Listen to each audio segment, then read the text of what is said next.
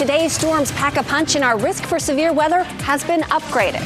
Damaging wind gusts, some hail, and even isolated tornadoes. The 4 hours we could see storms. Problems with the foster care system. It's been hard to get answers. Only on WRAL, the concerns from one foster parent and the changes they want to see. Dropping drug prices, a bold promise from President Trump on cutting prescription costs. Why experts tell WRAL there's a lot more to the story. More rain, more severe thunderstorm warnings, more weather coverage here at 7 o'clock. Check out the rain at Lake Gaston. Usually we're getting beautiful sunsets around this time. Not tonight. The storm came rolling on in. Thank you for sticking with us now on the 5th, yes, 5th WRAL weather alert day in a row. I know that sounds like a lot. We can certainly justify it. More on that in just a moment. First, we want to get to Amy Wilmoth. She's joining us here tonight at 7 o'clock. Amy, one of those severe thunderstorm warnings just expired moments ago. That is correct. The one for Halifax County. So these storms are in the northeastern part of North Carolina, moving away from us, moving to the south and east. But they had some very strong winds. They still have a lot of lightning. They had some hail as well. We saw evidence of that from some of our viewers sending us in some photos. But the triangle in the clear, really most of us are in the clear right now. It's just extreme northeastern parts of the area. So let's take a look at the hail tracker. And we did have some hail roll through Mecklenburg County and Virginia. We had some hail that rolled into Halifax County as well, and Northampton County getting a little bit of hail as well. The severe thunderstorm watch has been dropped for many of us, but it continues for the northeastern part of North Carolina until about 11 o'clock tonight. But we're really starting to see that threat wind down, which is good news. It's kind of been exhausting with all these weather alert days. Beautiful pictures here in and around the triangle. The sun actually shining. It's pretty warm and steamy out there, though. Now, tomorrow, we do have another risk for severe weather. It's a level 1 out of 5 severe risk. We haven't issued a weather alert day for tomorrow. I'll explain why, but I will show you who has the best chance for storms coming up. All right, we'll check back in. Meantime, let's talk about this weather alert day streak that we have been on, because it has been a significant stretch, to say the least. And I know this map looks kind of chaotic, like stained glass or something, but that's kind of the point. And each one of these green and yellow shapes, it represents a warning or an advisory that was issued this week. 74 severe warnings, 3 confirmed tornadoes, countless reports of hail. And look at all of the rain that we got. The triangle, 1 to 3 inches of rain. Further east, 3 to 4 inches. Down in Fayetteville, 4 to 6 inches of rain. The point is, it has been a stormy week. You know that. But our team of meteorologists and of people here at WRAL are just making sure you're aware of it, paying attention. Let's shift gears now and talk about today's other big headlines. Here are the 5 things you should know right now. Today, the Wake County Animal Center announced that no one under the age of 18 will be allowed in their facilities from now on. The change comes just 2 days after WRAL Investigates told the story of a dog that attacked a mom and her 8-year-old daughter who were there visiting. The shelter director did not respond to WRAL's request for comment. The mom, though, who was attacked, told us that she supports this new policy. Raleigh police tell us someone tried to rob the Walgreens on Wake Forest Road. This was the scene this afternoon. We're told someone showed up with a weapon and demanded medication. Police didn't say if this happened at the drive-thru or if it happened actually inside the store, but the drive-thru window, we know, was smashed. Nobody was hurt, fortunately. A former mayor of Hillsborough has passed away. Horace Johnson served as the town's mayor from 1989 to 2001. He was the town's first black mayor. Johnson had just celebrated his 95th birthday earlier this month. The family is still working on funeral arrangements. Class time was temporarily disrupted today at the Durham School of the Arts. Enbridge Gas says that they got a call this morning from about a gas odor at the school there. They investigated, but they did not find a gas leak. Students were allowed back in around 10 a.m. and the school day then resumed as it normally does. And check this out. Raleigh Police Chief Rico Boyce throwing out the first pitch in tonight's NC State baseball game. We talked to him about this a little earlier in this week during an interview here at 7 o'clock. He told me he was nervous, as you would be in this sort of situation, but he did a good job. This is all in honor of National Police Week. Well done, got the ball over the plate. That's all you got to do. He stuck around afterward and talked to the players and coaches a bit. Order up. All right, time now to talk about one of President Trump's 151 executive orders. This is one of the latest ones. It's aimed at lowering drug prices. Last night, we focused on how this order set a deadline for June 11th. Trump wants to have a plan by that date. We also looked at previous executive orders to figure out if these deadlines that are set are legit. What do they actually do? And the answer isn't really as simple as you might think. If you want to check that story out, it's on the WRAL YouTube page. But tonight, let's talk about the meat of that executive order, the actual policy President Trump hopes to implement. He claims that this executive order will reduce prescription drug prices, quote, almost immediately. WRAL's Paul Spade checks that claim for PolitiFact. Just how soon will Americans see lower drug prices because of a new order from President Trump? Well, on social media, he said prescription drug prices will be reduced almost immediately by 30 to 80%. Then, in an interview with Fox News, Trump said his order ended a price disparity between the U.S. and Europe. Watch. And so they get a low price and we get a high price. And I ended it. I think I figured out the system. Very complex chain of events take place, and I ended it. We reached out to economists and health policy analysts about Trump's claim and asked, are we really going to see big price cuts almost immediately, as Trump said? And they said, probably not. The president's order gives U.S. officials 30 days to tell companies what price they actually want to see on certain drugs. Then, at some point that's not specified in the order, the administration will gauge how much progress has been made. And if prices haven't changed much, then the health secretary will have to come up with some other plan to get it done. Analysts told us the law actually likely prevents the president from changing drug prices without approval from Congress. And historically, members of Congress have not wanted to pass more regulations on the pharmaceutical industry. All of this is why experts do not think price changes will happen immediately. And it's why the truth meter rates Trump's claim mostly false. To read more about this issue, go to WRAL.com. Thank you to Paul. Now, our PolitiFact team, as you know, they check statements from politicians on all sides of the political spectrum. If you have a request for a fact check, you can do that through our website. All right, let's move on to our quote of the day.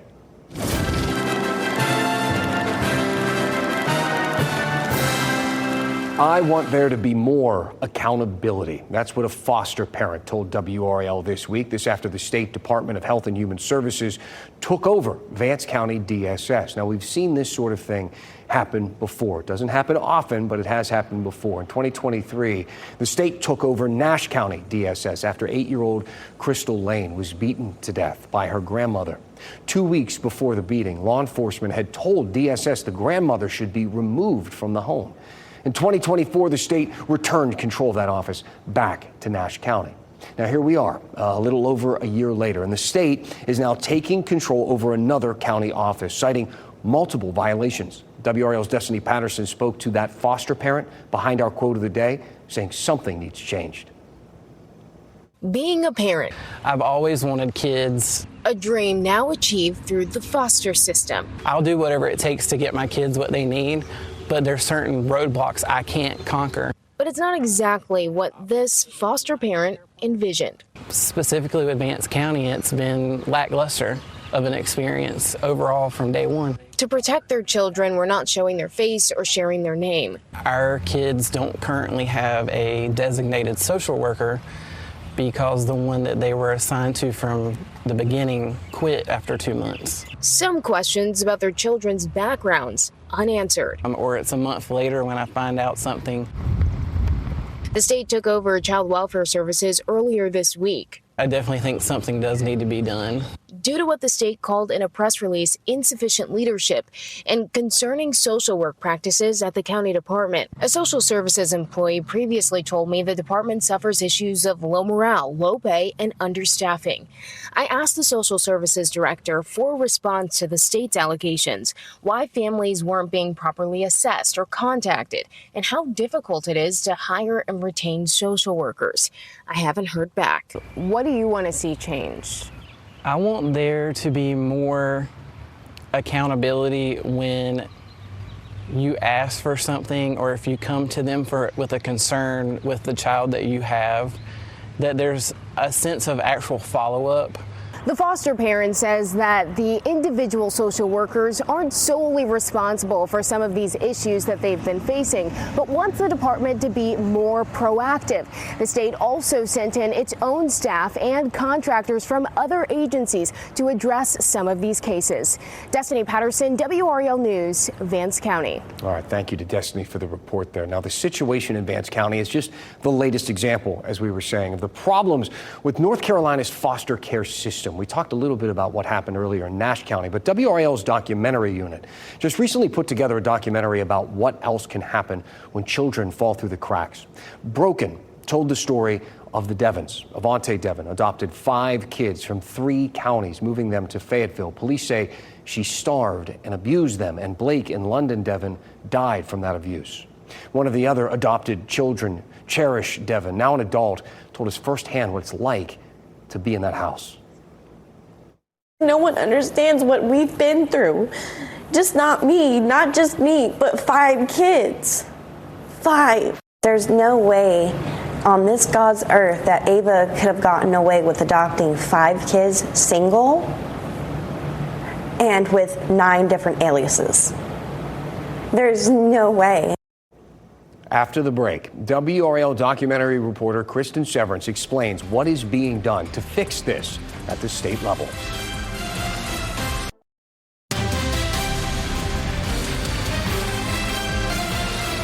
Welcome back.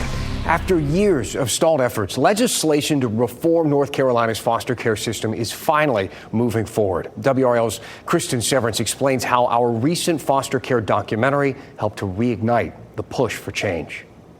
Representative Alan Chesser told me this legislation would finally give the state the power to force counties to make changes. Hoping to see this thing finally change the direction of our foster care system for the first time in 10 years. Republican Representative Alan Chesser said the bipartisan bill called Fostering Care in NC would add oversight to the 100-county child welfare system. So that accountability piece is going to be instrumental in shifting the focus of DSSs across the state. We showed you in our WRAL documentary, Broken, what can happen when kids fall through the cracks.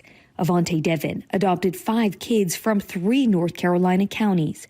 2 of those kids, Blake and London Devon, died from abuse and starvation. Devon was charged with their murder. Blake Devon was Felicia Chandler's biological son. And I wholeheartedly believe it could have been prevented.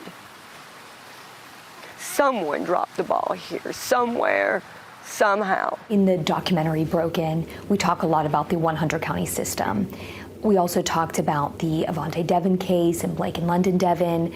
Do you think about those poor children? I do. It's hard not to when you look at this, but I think the impetus becomes that we don't want to repeat the mistakes of the past, but we also don't want to lose sight of the children who are currently in our system. Chesser said a recent audit of the North Carolina child welfare system showed once again the need for reform. Safety guidelines that were adhered to in less than 60% of some of the cases that were reviewed. Currently, the state can only step in after a tragedy or egregious mismanagement. NC DHHS just took over in Vance County after a number of issues, including failing to make appropriate screening decisions in 30% of cases. For not following the law and or guidance that's provided from the state. Similar legislation called Senate Bill 625 almost passed last session, but was blocked by Republican Representative Sarah Stevens, who said it was too broad. She had concerns this time too, but Chesser said they worked through them. And after 18 drafts and 21 amendments, it passed unanimously. Now it's off to the Senate for a vote. Last interview, you had said, when you were introducing the bill, you had said, okay, look, make sure you continue to hold us accountable, make sure we get across the finish line. We've got some champions on the Senate side that are willing to pick it up and run with it, so time will tell. Nothing in this building is certain, and so we've got a lot of work ahead of us, but I feel pretty good at where we are right now. You can watch Broken, Foster Care in North Carolina on WRAL.com or WRAL's YouTube page. I'm WRAL investigative documentary reporter Kristen Severance. And as Kristen mentioned, that bill is now in the state Senate. We don't know when it'll come up for a vote or if more changes will be made and they'll send it back to the House, but we will be watching. And if it does pass, of course, we'll be watching to see if it works too. Dan, we're tracking some breaking news right now in the WRAL Live Center. You're looking at live pictures from the St. Louis, Missouri area. At least 2 tornadoes have touched down there this afternoon, and the mayor says at least 4 people have been killed. This is an active search right now for a man who is trapped in the rubble of a tornado-damaged home in the St. Louis area. And take a look at this video from someone on X just as the winds kick up, and you can see where that apartment building blows apart in that high wind. This is another look at some of the damage there in St. Louis, and take a look at the windows in this high rise blown out. So this is going to be a developing story we're tracking through the night. Meteorologist Amy Wilmoth is in the WRAL Severe Weather Center. Thankfully, nothing like that around here. My goodness, what a mess there. I used to work in St. Louis, know the area well, and they were under a level 4 out of 5 severe risk today. So they had a rough day. Look at all of the damage reports, numerous tornado reports, hail reports, wind damage reports. Locally, we saw nothing like that, thankfully, but we do have some damage reports that are coming in just within the last 20 minutes. The National Weather Service telling us that we've had a few damage reports right along the North Carolina, Virginia state line, wind damage reports, some trees down in Granville County, pretty close to Carr Lake. Thankfully, things are settling down for us. We still have some lingering storms in extreme northeastern parts of the viewing area, Northampton County. The storm starting to exit Northampton County and really just impacting the northeastern part of North Carolina. One of the benefits to the storms is the rain-cooled air that you get. Look at the temperatures where they had the rain move through. It's 69 in South Hills, 72 in Roxborough.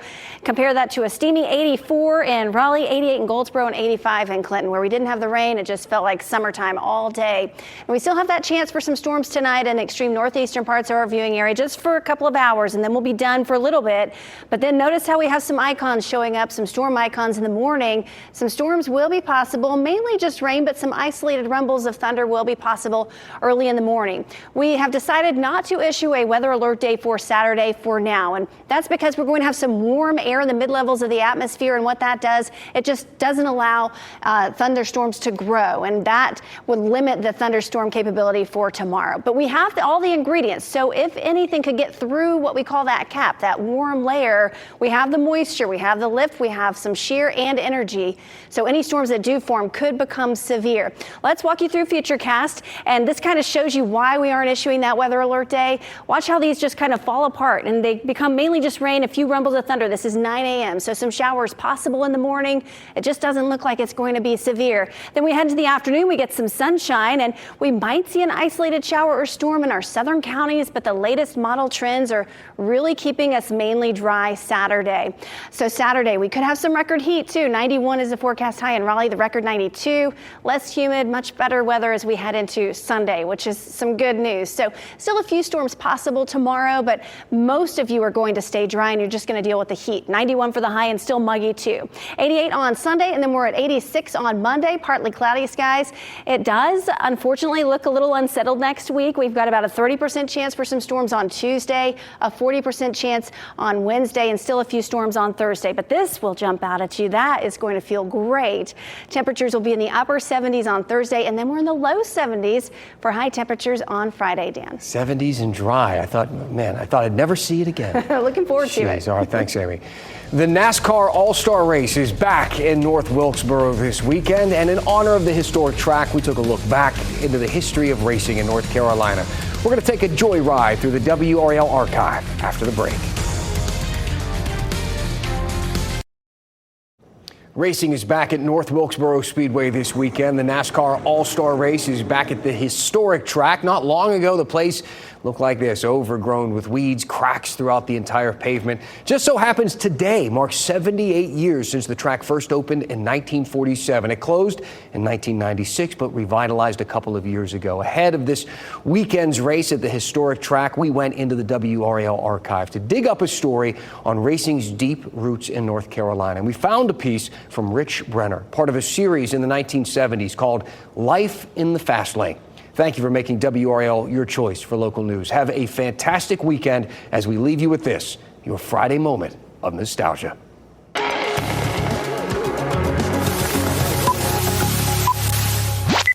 Stock car racing's come a long way from the dirt tracks of the 50s, Daytona's famed beach road course, and the first of the super speedways at Darlington, South Carolina.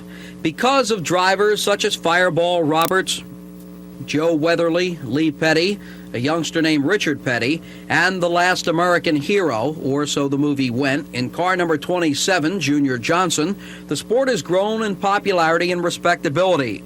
Often referred to as a moonshine runner's pastime, stock car racing now is a case of where high-banked asphalt has replaced Thunder Road for fun and profit.